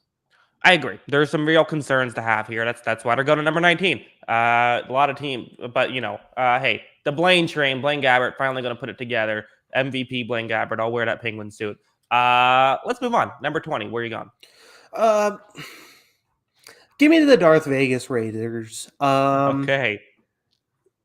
Yeah, I mean, this team's going to be fine, I think. I think it's going to be a solid team. I mean, this team has kind of been sitting. The joke was that they're always, 7-9 up until this season. But, I feel like this is a safe pick for, once again, another team that is like, this seems a safe pick for anywhere between 6 and 11 wins to me. I don't think they're going to be. I don't think the bottom's going to fall out. I don't think there's going to be a ceiling where this team wins 12, 13 games. I think it's going to be a pretty good team. I think that they can add an explosive wide receiver. I think they can bring some of their guys back and be just fine. Yeah, and I think to be clear, because I see like no name in the chat saying I'm going to come back to this video when the Raiders make the playoffs again. I think if we were doing most likely to make the playoffs, the Raiders are much higher on this list. I think the issue with the Raiders is just that ceiling, right? It's that how does this team win a Super Bowl? Because again, the power rankings is not best team that we're doing. It's who's most likely to win a Super Bowl. And you lose in Casey Hayward potentially. I would like to re-sign him. There's other not like. It's not like they're losing any other real stars, but they're losing like nice depth guys. I feel like a decent amount. You want to re-sign those if you can. I think there is the potential they trade Derek Carr. I don't think they do that, but you basically got to build an entire offensive line. I think they could use another receiver on top of it. If they do lose, Casey Hayward, you got to replace him for sure. So that's a thing, and I think that the run defense could use some improvement as well. So there are some areas of improvement that the Raiders need. And while I really like Derek Carr, I do kind of feel like he's a tier 2 quarterback, not that tier 1 superstar quarterback. So that's kind of why I'm a little bit lower on their Super Bowl odds in 2022. Yeah, that's the big thing is just, winning the Super Bowl. Like, I think that, the comparison here to me is kind of like different conferences, but the comparison to me is like the Seahawks, right? So like the Seahawks, I think they have a lot of holes, Seattle, but they have Russell Wilson. I don't think Vegas has as many holes, and I think Carr is good, but I don't think Carr is as good as Russell Wilson at his, full strength. So I think that's a big difference. I think they're close, though. I think it's going to be interesting to see how this team fills out the rest of its roster. And you said they could use. I think they definitely need a wide receiver. Like, I think they figured it out by the end of the season, but it was a completely different team once Ruggs left the team. Yeah, I think that's fair. Let's move on. Number 21 here. I will go with a team that I was very high to see. I was very surprised. Not high. I was very surprised to see maybe the biggest odds makers were high. The Broncos only plus 1,800 to win the Super Bowl. That feels very like they're very optimistic about the Denver Broncos chances heading into this, because I don't know. Again, I guess part of it is just like they have a chance to get Aaron Rodgers. I think that's like the kind of why that's their pathway to a Super Bowl, right? Is getting Aaron Rodgers. But like, again, we can keep saying they're a quarterback away. That's relatively true. I think that's fair. But you still have to get the quarterback. Like they're going to have a good roster, but like, what's their best quarterback option? It might be re-signing Teddy Bridgewater. Like that's a legitimate chance, or drafting a guy. So that's why, if they can get the quarterback, if Aaron Rodgers says I'll go to Denver, like boom, they're a top 5 odds team. I just don't think they're there yet. I agree. Yeah, that's the thing. So this is accounting for the 10% chance they get Aaron Rodgers, or do get an upgrade somewhere. But like you said, I think this is a solid team. Not to mention, 2 second-round picks, 2 third-round picks, plus their first-round pick. I think that they have some pretty nice capital here that they can work with. So yeah, I mean, I definitely think there's reasons to be optimistic about the Broncos. I'm just not this optimistic. I don't think Aaron Rodgers is going there. Like, I don't think Aaron Rodgers is getting traded. Now, if he is, this is another team where if we did this again in August and Aaron Rodgers is on the team, they're probably going top 10. So I think it could be. Yeah, exactly. So I think it could be a very good team, but still, I mean, like, they're still at minimum the second best team in their division. And I see a situation where they're the 4th best team in their division. They got a very tough division. They got a very tough conference to get through. I think it's a tough road for the Broncos, especially if they don't figure out their quarterback. Yeah. They're the 4th team in their division to go here in this list. And obviously that factors in. The tough division is going to just make things more difficult for them. And I also think the part of it too is like, I think the talent's a bit overrated around this team. Like this was supposed to be like this best secondary in football. Like the talent kind of regressed. It wasn't that great. Like the overall defense was not as good as we maybe would have liked it to. It started off strong, but like it kind of just wasn't as good as we would maybe like to see it. And it's not like Vic Fangio doesn't know what he's doing out there. So that's kind of another issue. And I think that this talent on offense is good. I don't know if it's 2018 Kansas City good. So like that's kind of just where I have some more concerns about Denver. But again, like even like a Kirk Cousins would make me feel way better about this team. I don't know how practical that is. Yeah. So I don't know. It seems like we're living in this world of like we don't really know what's going to happen with this team. I think this team's ambitious to make a lot of moves, but if we're going to say, okay, does this team add Kirk Cousins, Aaron Rodgers, Deshaun Watson, or potentially Derek Carr, even though I don't think he's getting traded? Do they add one of those Especially guys? probably not to the division. Yeah, exactly. Do they add one of those guys, or throw Matt Ryan in that? Do they add one of those guys, or do they strike out on all of them? What would you say you're taking right now? I think they strike out on all of them. I think it's really tough. Like, out of those guys I could see legitimately being available, like more than like a 5% chance would be like Kirk Cousins and like I guess Matt Ryan. But like, do you want to pay $40 million? Even Matt Ryan is, and we'll talk about it with Atlanta, is currently due $48 million in terms of his cap hit, and only $8 million gets saved with a trade. So like, I don't know how. I guess that's the good news for Denver would be if you trade him, becomes a valuable piece. So now that I'm thinking about it, that could make some sense. But you have to give up a decent amount to make the Falcons decide that that's worth it, I suppose. So now I think about that could make some sense. That would make me more interested in them. So maybe I'm a little bit, now that I thought about Matt Ryan and kind of thought about the cap space a little bit, maybe I'm feeling a bit different about that. Yeah. I get it, but at the same time, like kind of what you said with the Raiders, like Carr's closer to Carr's tier 2, not tier 1. Matt Ryan's tier 2, and I mean, I would probably say Ryan's closer to tier 3 than a tier 1 quarterback at this point in his career, right? Yeah, and we can talk about that more once we get to Atlanta. But yeah, the idea is you're probably not getting an Aaron Rodgers walking through that door, it seems. But who knows? Again, I could be wrong about this one. Let's move on to number 22. Where are you going? The New York Jets. All right. Also 22 on my board. I think I know why, but let me know. I love that because I don't have to change the banner at all. It works out well for me. I have a feeling I know why because I had it at the same ranking. But tell me, why do you have the Jets here? Why are you high on the Jets Super Bowl odds in 2022? Okay. There are certainly better teams that we haven't picked right now. There are better teams than the New York Jets still on the list. But in terms of winning the Super Bowl, we just saw the roadmap, right? Like they have 2 top 10 picks this year. Plus they have more picks, I think, even behind that. They have cap space that they can work with. I think almost $50 million in cap space. Now, there is a scenario where Zach Wilson showed some real flashes at the end of the season, looked like a very good starting quarterback. And if he makes the leap to very, very good starting quarterback or potentially borderline tier 1 starting quarterback, they hit a home run on those 2 top 10 picks. They, fill out the team with that cap space around the fringes as well. This is a potentially very, very good football team, very formidable football team, following that path of the Cincinnati Bengals, where they draft well, their quarterback hits, and then they use their cap space effectively. So I think that's the scenario for the Jets. I don't know if it happens, but as far as look, there are better teams, I think, right now, but ceiling-wise, I think the Jets can be that scenario.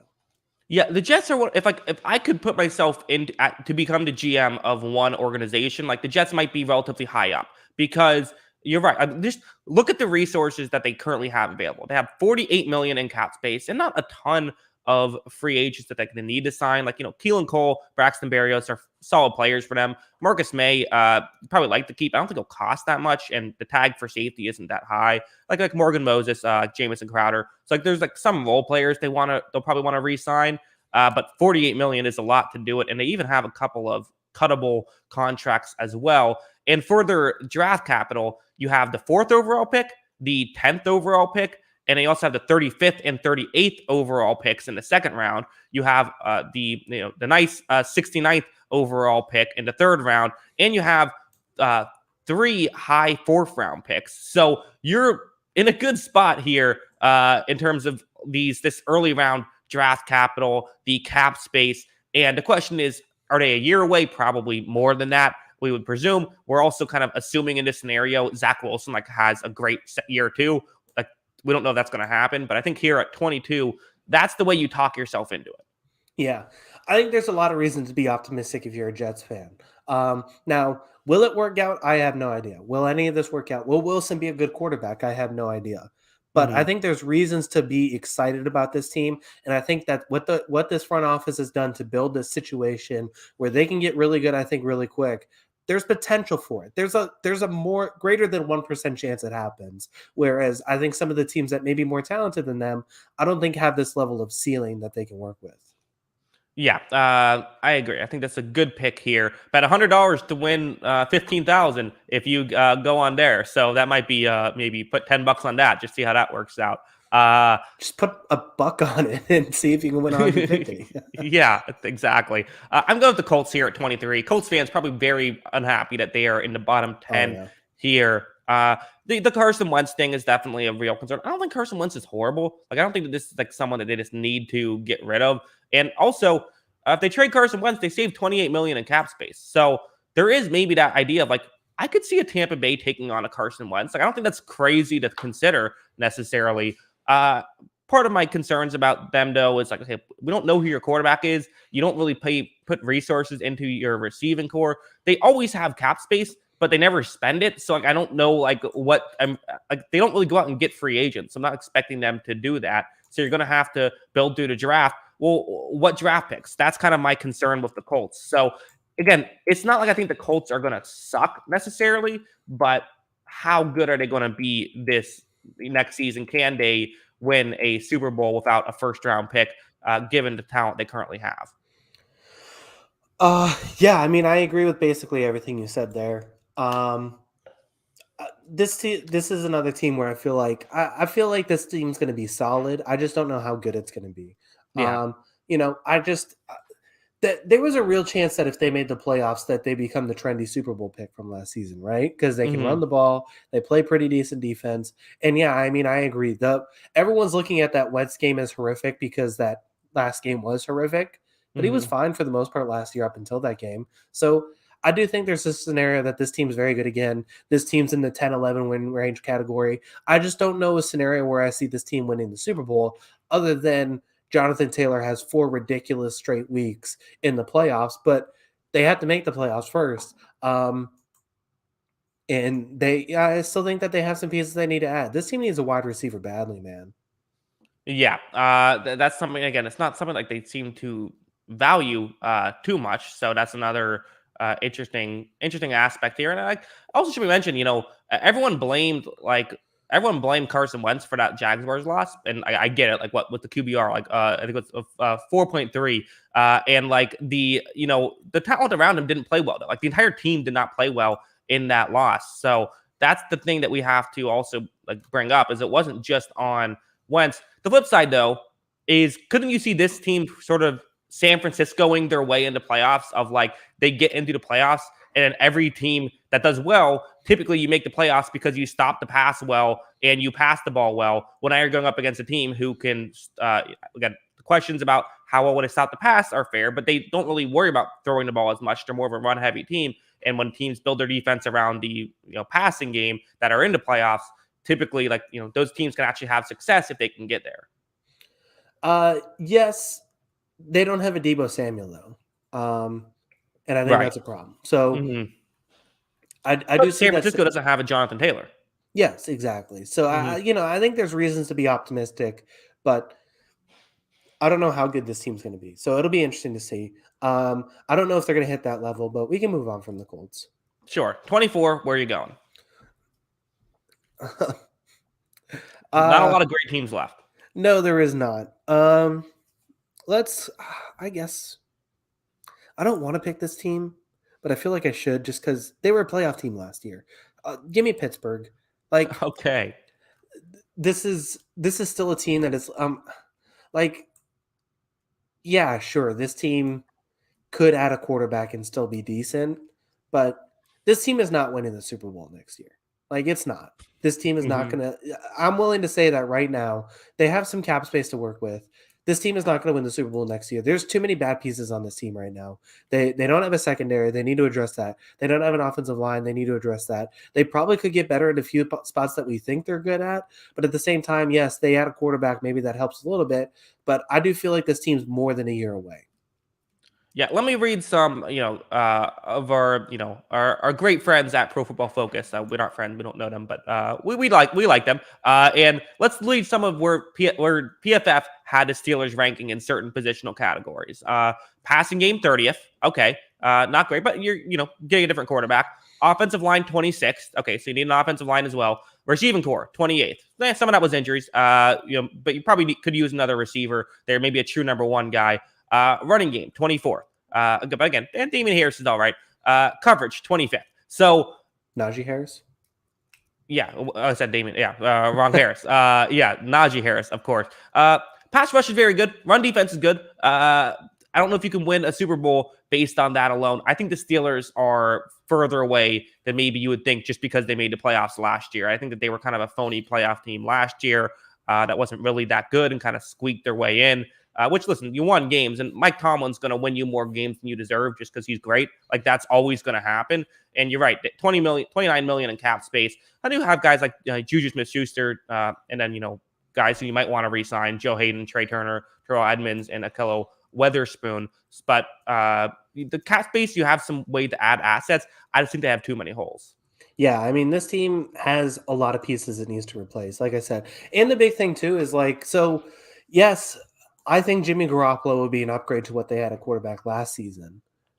But does Jimmy Garoppolo actually get you closer to winning the Super Bowl? Or how much closer does he make you? I don't know how much he actually does. I think he's okay. And then the other thing is too is like them making the playoffs might be kind of like a detriment to this season because they don't even have the option of if they love one of these quarterback guys in the draft, they don't even have an option to pick their guy because they're going to have to trade up and do it and give up more capital that they don't really have to basically go and get one of these quarterbacks because they're the 20th pick. They're not going to be the first team looking for a quarterback at pick 20.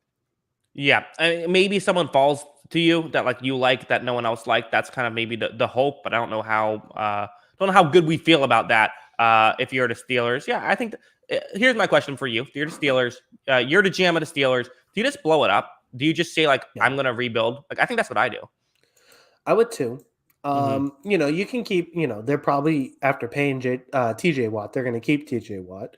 But I do think that there's some of these guys on this team you can let go and just say, okay, this is the Ben Roethlisberger years are finally over. Let's tear this down. Let's restart.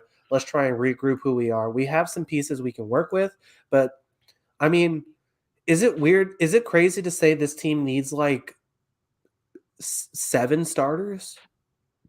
Yeah, I think they need more than that. I think it is crazy to say that they just need 7. Okay, so this team needs 10 starters out of 22. They're more than a year away. Yeah, I think this team's got a long way to go. I agree. Yeah, but again, I trust the Steelers front office and coaching staff to be able to do that. That's kind of the one thing that you have going for you. 25, I'm going to Jacksonville Jaguars here. Basically, everything you said about the Jets, I feel similar to the Jaguars. That they don't quite have the draft capital that the Jets do, but they still do have, they got the first overall pick for the second straight year. So it's kind of just again, most likely to win the Super Bowl next year. We're getting down to it. What's the pathway? The pathway is you get some good stuff with your draft capital. You have cap space, and Trevor Lawrence becomes that generational talent that's been talked about. Yeah, I mean, the Jaguars, I mean, the only thing standing in way in the Jaguars in using this cap space to be good is that they suck, Right. They need a whole team. That's kind of the issue. This is basically the Jets situation, but just a little more shittier. Right. They have a little bit less picks, although they do have the first pick, so that helps. You can get, they'll probably end up with Hutchinson. You can get Hutchinson, Neal, or Thibodeau, I guess. That's pretty much the agreed upon top 3. You can go get one of those guys. You have your guy in place at quarterback, but this team needs secondary help. This team needs multiple wide receivers. This team they don't need running backs. They're good at running back. Right. Could still use a first rounder on them if you want to. Yeah. First overall. Yeah. So you're good on running back, but you need wide receivers, you need secondary, you need defensive line, really. This team needs a lot. So yes, this is a bad football team. Like, I could see a scenario where next year we're talking ourselves into the Jaguars, but I just don't think they have the same amount of capital as a team like the Jets. That I think the ceiling's a little higher. Yeah, exactly. That's kind of I agree. They're a bit away as well, but you got the resources to start moving in the right direction. That's the hope for the Jaguars. 26. Where are you going? Uh, Pass? No. Um, Give me Carolina, I guess. Like, Okay. you know what? No, I take that back. Oh, Take it off the banner. okay. Off the board. Give me Chicago. Like, All right.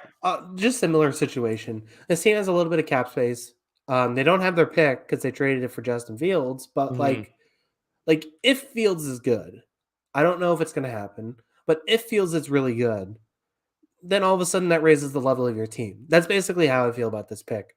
That I'm banking on if Fields can be good, then this team would climb up maybe 5 or 6 spots if he's really good. If he's not, then this team's probably falling. Yeah, I had them next to my list as well, basically for the exact same reason. It's like, hey, there is this like Hail Mary's chance that the quarterback you have on your roster is going to be a superstar quarterback. Kind of similar to how like a Tampa Bay, it's like, well, hey, maybe they could get a Russell Wilson that bumps them up. Like for the Bears, this low into the list when every team has like a less than 1% chance of winning the Super Bowl, their 0.9% chance is that Fields just like goes off and is awesome.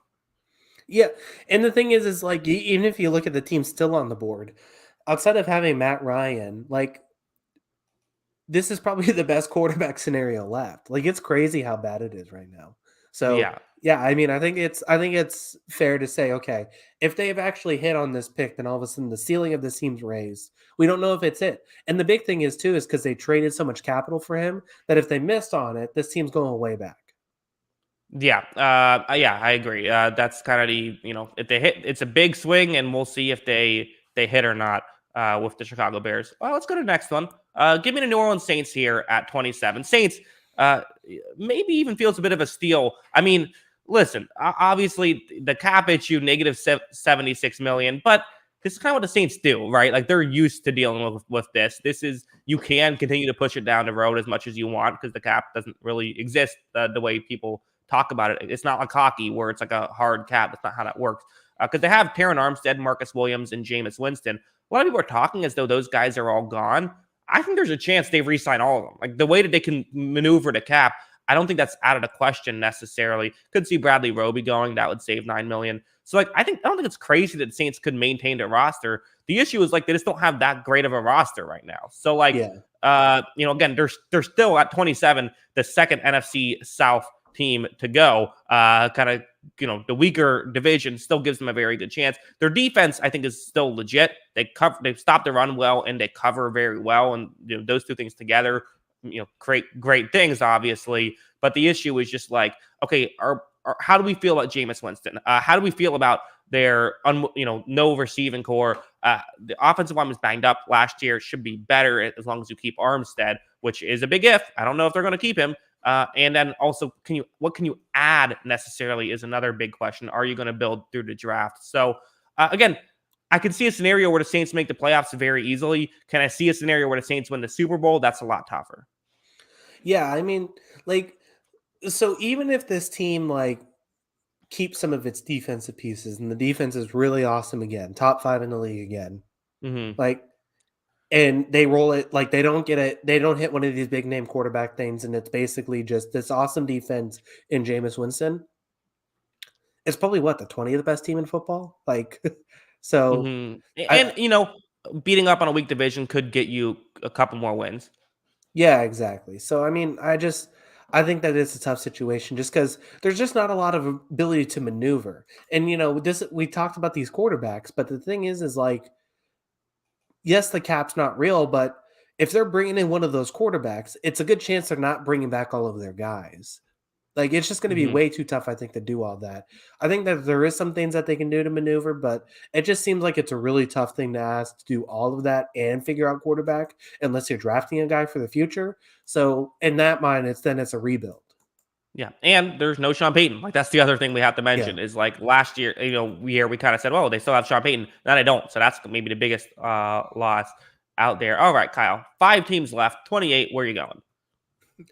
Um, I guess I'll take the Giants. This is another team with Okay. multiple top 10 picks, so there's that. Um, I'm not excited. Like, the thing is like, so I have a Giants fan in my life who I text pretty regularly, and it's like, oh yeah, so we can just use both of those picks on offensive linemen. It's like, okay, your offensive line's bad, but if you're really thinking about using 2 top 10 picks on offensive linemen when your top 3 receiving options basically had 0 touchdowns last year? Mhm. Like, I don't know how good that is for your franchise. Like, I think that there's a lot of things they need to address. I don't think the defense was as good as it should have been. I think this is going to be a tough job, I think, for Brian Daboll. Yeah. Again, looking at the PFF grades for their positional rankings last year, passing was 31st, offensive line 30th, receiving 31st, running 28th. So, not great. Not great stuff there. Now, again, Daniel Jones being healthy. Like, Daniel Jones isn't an awful quarterback. The question is just like, how good is he? Like, why are we giving, this guy who hasn't been shown to be great so many chances? But maybe we feel like, hey, with the horrible situation that, the awful football we had to watch and had to witness once Daniel Jones stopped playing for the Giants, maybe we give him a little bit more leeway. I can get that for sure, especially with a weak situation. I think for the receiving core, what you say is like, hey, maybe Kenny Golladay, who has always kind of been a streaky player in Detroit, can play better in year or two here for the Giants. I think Kadarius Toney could stay on the field. That would be cool because he had that one game against the Saints. Like, you hope that you can replicate that to some degree. And with that, the receiving core maybe can fix itself. The passing game can maybe fix itself. The offensive line can, you can pump resources into that and try to make that work. Another thing here, Kyle, is their defense also sucks and they have no cap space. So even with even if you talk yourself into all of that, we're still looking at like a fringe 7-win team. Yeah. Like, I don't know. Like, I don't see the Giants ending up with the first pick next season. But I don't see a scenario where they win 7 games either, like you were just saying. Like, I don't know. I think that there's just too much holes right now. I think it's going to be a long rebuild. And then, of course, the toughest thing about the rebuild, too, is you're not even sold on the guy you have at quarterback, too. So I think that's going to be even tougher. It'll be interesting to see this Giants team next season. Yeah, it should be something to witness, I think. We'll see how that goes. Number 29, give me the Panthers. You picked the Panthers and then got one off of them a couple picks ago. I guess so. Here's the thing about the Panthers, right? Is they don't have a great team. That's Sam Darnold. For the life of me, I will never understand why they were so into Sam Darnold, giving up multiple picks for him, and also not just that, but they gave him the 5th-year options. Like, you're stuck with him now for another year. So you're paying him $19 million. The only thing I can think about with them is like the Panthers are kind of one of the teams I could legitimately see going after a Deshaun Watson. And like, if that happened, like, that's the way that this team all of a sudden has some success. Because I like their defense. I think their defensive foundation is there, but they're another team that basically needs an entire offense to make this work. So that's kind of where their issues lie. So that's kind of my main thing about it. And also, here's the other thing, Kyle. You have the number 6 overall pick. Okay, great. That'll help you. That'll make you get better. They don't pick again until the 5th round. They have a comp pick in the 5th round. So that's their next selection. So that they can't really build depth, which is really what they mainly need. Is they need depth on offense. So that's kind of where they have no offensive line. They have no quarterback. They're in a tough spot here. Yeah. A very tough spot. So, yeah, it'll be interesting. But, yeah, I mean, there is that chance that they go and add a quarterback. That changes everything. But at the same time, like, I just don't see that happening. And it's another scenario where I could see them striking out. So, yeah, I think this team's going to be bad next season. Honestly, I think it is. I don't think they're going to get that quarterback. And here's one more thing, Kyle. And this is, I think, concerning if you're a Panthers fan. Matt Rule is not going to be a head coach next year if as in next offseason, Matt Rule is not going to be a head coach still if the Panthers go, 6-11, right? They basically have to make the playoffs because I don't think he's going to keep it around for another year. That doesn't happen in the NFL. They don't give guys a fourth year if you don't have winning seasons in the first three. So with that being said, could you see like him, pounding the table for maybe a desperate move? Maybe like they go out and get a Kirk Cousins and set the franchise even further back. Yeah. I think there's a lot of bad scenarios that could happen with the Panthers. There are a few good scenarios that work out for them, but I do think there's a lot of situations where this ends terribly. So it'll be interesting to see what happens. I don't know. This is such an interesting franchise. I don't think Jackson can hear me anymore. Can you hear me? Hang on one second. I have an issue with my headphones. So I'm going to go grab an extra pair of headphones real quick in another room. You kill time for 60 seconds. All right? Sound good? All right. 60 seconds. Yes. All right. So Jackson's away. I don't know which people want to talk about. We're talking about the Panthers here. As Zachary Stewart says, Tom Brady team. I don't think Tom Brady's coming back to quarterback the Carolina Panthers. If Tom Brady does come back, it's coming for a team that's ready to win a Super Bowl. I don't think this team's, even if they get a guy like Watson, I don't think this team's ready to win a Super Bowl. So it'll be interesting to see where this team goes. But I mean, yeah, I'm more leaning towards this team being bad for a few years closer than good. TB to 49ers. I mean, I don't think it's impossible. So we'll see. I don't know if he plays this season, but I could see him coming back potentially. Yes, Jackson did cut his hair. Patriots were I think they went 12th or 13th. So, and right, Jackson's back. Sorry for that. How did it go? It went fine. I talked a little bit about the Panthers. Anything else you want to add about them? No. Okay, we can move on. Yeah, please let's move on. All right. So number 30 here, Kyle. Where are you going? I guess I'll take the Falcons. Okay. You didn't seem too optimistic there. I don't feel optimistic about any of these teams. So right. This team's going to stink.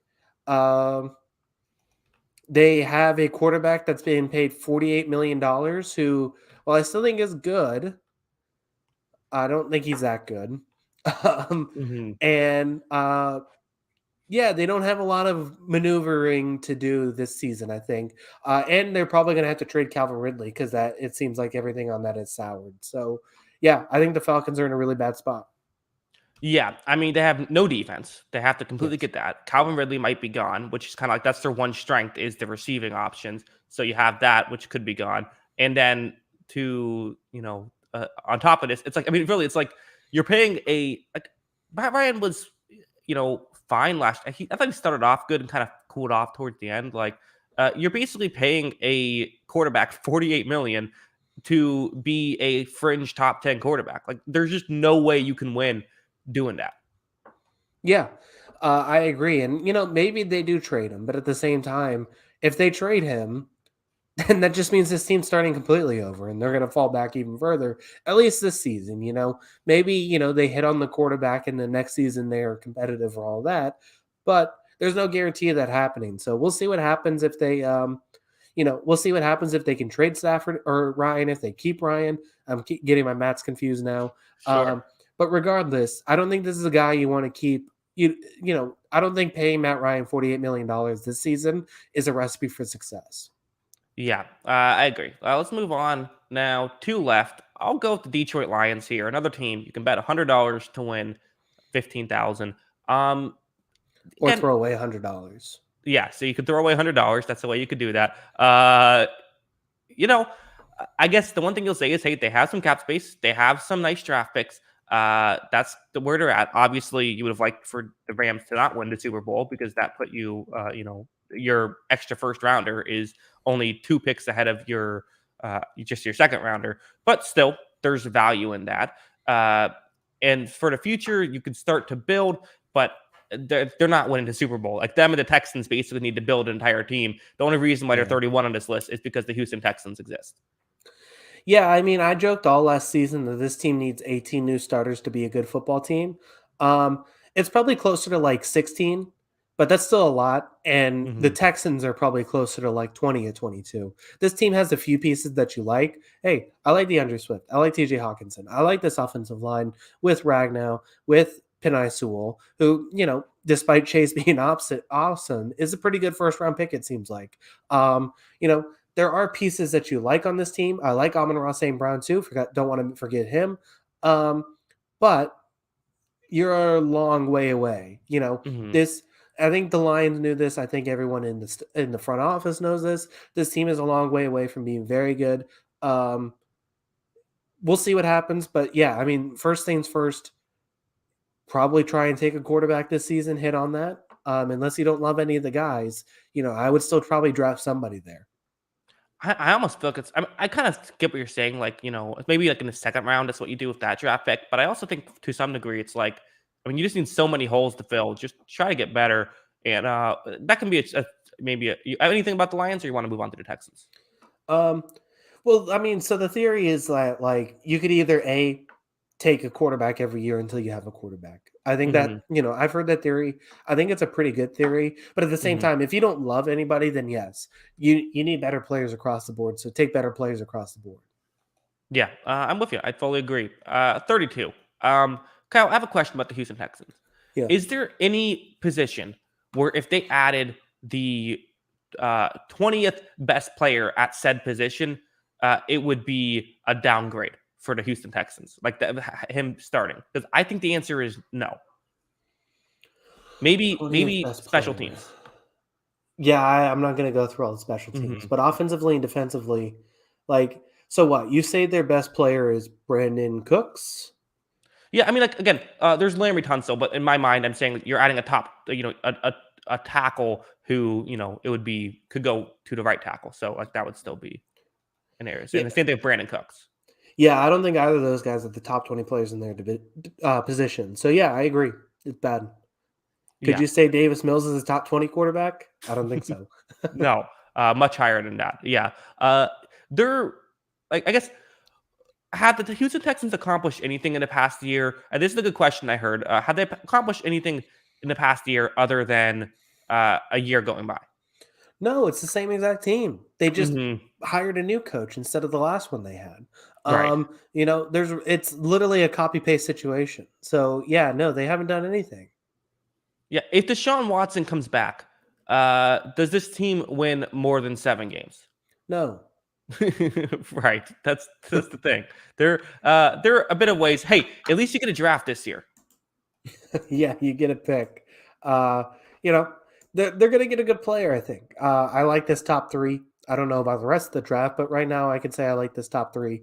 Um, like I don't know, this team doesn't even really have a lot of cap space either. Like it's crazy how bad the situation is. Yeah, they're in a tough spot. This is not. It has not gone well for the Texans. And if they cut, and also it's like part of why they don't have cap space because you're paying Deshaun Watson still. You're still paying superstar quarterback money for a guy who like Deshaun Watson. It's amazing how they went from like, okay, we have this star quarterback. That's at least a great thing about our team. To okay, well, he wants a trade, but at least we'll get all this draft capital for him, which we need because we don't have any draft capital. To now we have this negative asset. If you cut Deshaun Watson, that's an extra 10 million against your cap this year. So like they're in such a just mess right now. Yeah, I mean, I think the problem is too is that like last offseason we were talking about the potential of them if they trade Watson, it's like 3 first round pick minimum. Mm-hmm. He's not going for 3 first round picks anymore. He's just not. Right. Like so it'll be interesting to see how this works out for the Texans, but yeah, they're in a really bad spot and they probably missed their window to trade their best asset. Yeah. Interesting stuff with the Houston Texans. All right, Kyle, that's our show. A quick show. Quick show, exactly. Breeze through that for an hour and 45 minutes. Mm-hmm. Lots to talk about, though. We're excited for the offseason. Yeah, maybe next year we'll do a two-parter there because we don't have to rush it and we can really stretch it out. I didn't feel like I was rushing. Yeah, I guess so. Yeah, but a lot of interesting stuff. Very excited to see. Next week probably nothing will happen, but the week after, it'll be after the trade, the franchise tag deadline. So we'll start to get some interesting stuff. Yeah. It's a 24/7 sport, man. We're ready to talk about it whenever. It'll be interesting to see what happens, like you said, after tag season. what's long off season ahead of us. Yeah. Kyle, let me know where we can find us on Twitter before we head out. Yeah, make sure to follow us on Twitter. Like you said, that is at Jackson Kruger. Yeah. Make sure to follow me at by Kyle Gronin, and make sure to follow the account page that's at On the Sideline JK. That is at On the Sideline JK on Twitter. Yeah. Broadcast in the chat saying, are you going to dive into other sports? Well, Kyle does that a lot on his own YouTube channel, right? Yeah, my other YouTube channel that doesn't exist. Mm-hmm. We touch on some other things as we go through the off season. Unfortunately, baseball doesn't exist anymore, so that's cool. Shout out, baseball doesn't exist on YouTube. Yeah, thanks a lot, Rob Manfred. So it's we have that. Oh, I'm team Rob Manfred. I think he's doing the right thing. Really? Wouldn't it be funny if I was just like a Rob? Are there any Rob Manfred stands in the chat? I hope not. I mean, I don't know what you'd be arguing for. Yeah, manheads. I love some manhead. All right. Well, maybe we can find a better name than that. No better way to end a show than that. Again, thanks to everyone for watching or listening. If you're an audio-only fan, you can check out the audio-only version anywhere you get your podcast. Also, should mention again at the end of the show, next week it will not be 9 o'clock Eastern. It will be 5 o'clock. So be on the lookout for that. Kyle, any final thoughts at the end of this marathon show? 197 days till football season. I'm looking forward to it. Yes. All right. Again, thanks to everyone. We do appreciate it. And of course, as always, see you later, alligator. Peace.